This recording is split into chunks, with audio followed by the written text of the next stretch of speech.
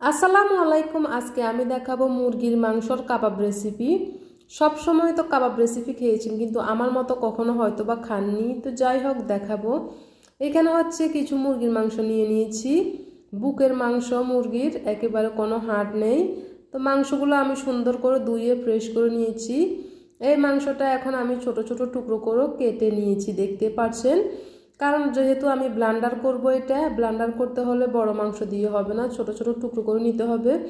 এই জন্য আমি ছোট ছোট টুকরো করে মাংসটাকে নিয়েছি। এখন এই মাংসটা আমি হচ্ছে ব্লান্ডার করে নিব, তারপর হচ্ছে আমি আপনাদেরকে তৈরি করে দেখাবো কিভাবে কাবাব ইউনিকভাবে তৈরি করতে হয়। তো এই যে দেখতে পাচ্ছেন কত সুন্দরভাবে আমি এখানে এই যে ব্লান্ডার করে নিয়েছি।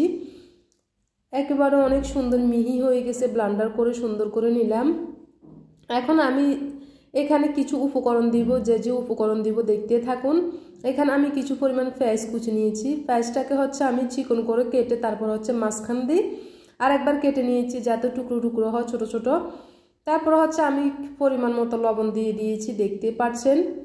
তারপর হচ্ছে এখানে আমি হলুদের গুঁড়া দিয়ে দিচ্ছি আধা চা চামচের মতো, এক চামচ থেকে একটুখানি কম। মরিচের গুঁড়া অল্প পরিমাণ একটু দিয়েছি আমি, যাতে করে কালারটা সুন্দর আসে, এই জন্য দিয়েছি। এখানে হচ্ছে কিছু জিরার গুঁড়া, তারপরে হচ্ছে ধনিয়ার গুঁড়া মিক্স করা, আর এখানে হচ্ছে গরম মশলার গুঁড়া আমি অল্প পরিমাণ দিয়েছি, যেহেতু এটা অনেক বেশি গরম মশলার কড়া পাবে।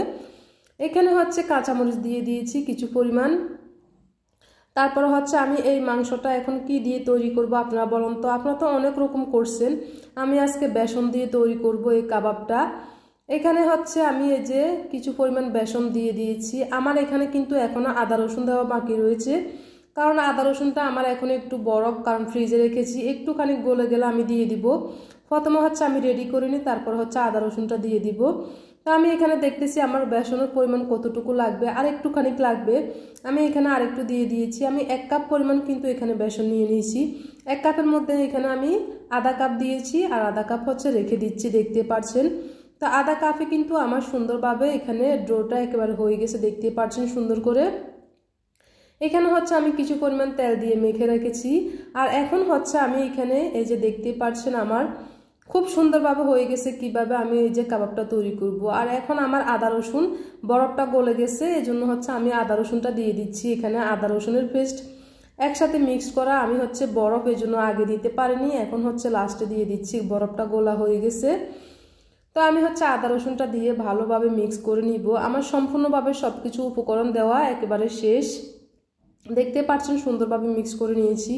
এখন হচ্ছে আমি তৈরি করব। তো কিভাবে তৈরি করব দেখতে থাকুন।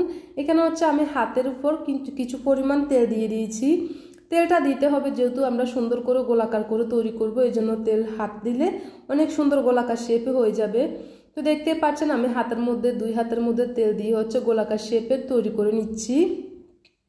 তো এগুলা কিন্তু সবগুলা আগে তৈরি করে নিতে হবে, কারণ যখন আমরা তেলের ভিতর দিব একটা একটা করে এগুলা হবে না, পোড়া যাবে। সবগুলা যাতে একেবারে সুন্দরভাবে হয়, এই জন্য আগে থেকে সবগুলা তৈরি করে রাখতে হবে। তো দেখতে পাচ্ছেন আমি এভাবে করে কিন্তু সবগুলাই এই যে তৈরি করে নিয়েছি হাতে। তারপর হচ্ছে এখন আমি এগুলা ভাজবো তেলের উপর। তো কিভাবে করব দেখতে থাকুন।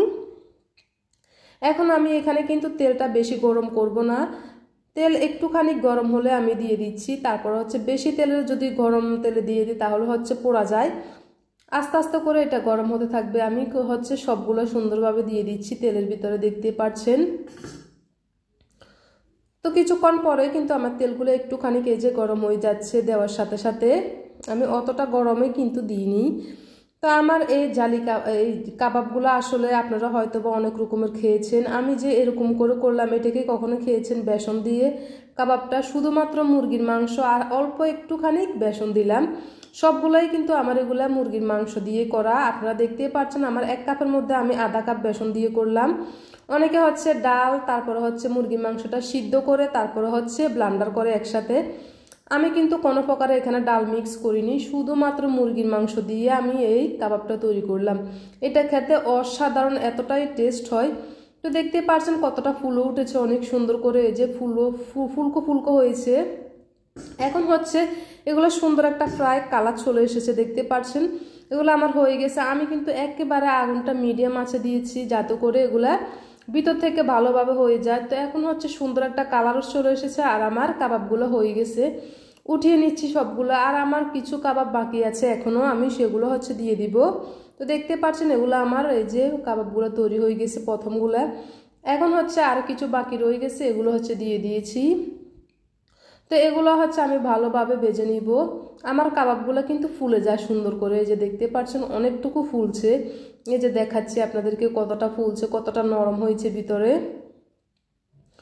তো এগুলো কিন্তু আমার সুন্দর একটা কালার চলে এসেছে। এখন হচ্ছে আমার কাবাবগুলো হয়ে গেছে প্রায় প্রথমগুলোর মতো সুন্দর একটা কালার চলে এসেছে। এখন হচ্ছে সবগুলো তুলে নিয়েছি, আর দেখতে পাচ্ছেন কতটা সুন্দর হয়েছে, কতটা ভিতরে অনেক মজা। আসলে যখন খাবেন তখন বুঝতে পারবেন এরকম করে তৈরি করে কতটা টেস্টি হয় এই কাবাবগুলো। এটা হচ্ছে ইউনিক, এটা আসলে অনেকে বলছেন খেয়েছেন যে ডাল আর মুরগির মাংস সিদ্ধ করে তারপরে ব্লান্ডার করে খেয়েছেন, কিন্তু আমার মতো এরকম শুধুমাত্র মুরগির মাংস দিয়ে আধা কাপ বেসন দিয়ে কি এরকম কখনো খেয়েছেন? খেয়ে একবার আসলে তৈরি করবেন, তাহলে বুঝতে পারবেন কতটা টেস্টি হয়, এগুলো অনেক অনেক মজা হয়। তো আশা করি ভালো লাগলো আমার কাবাবগুলো আজকে। ভালো থাকবেন।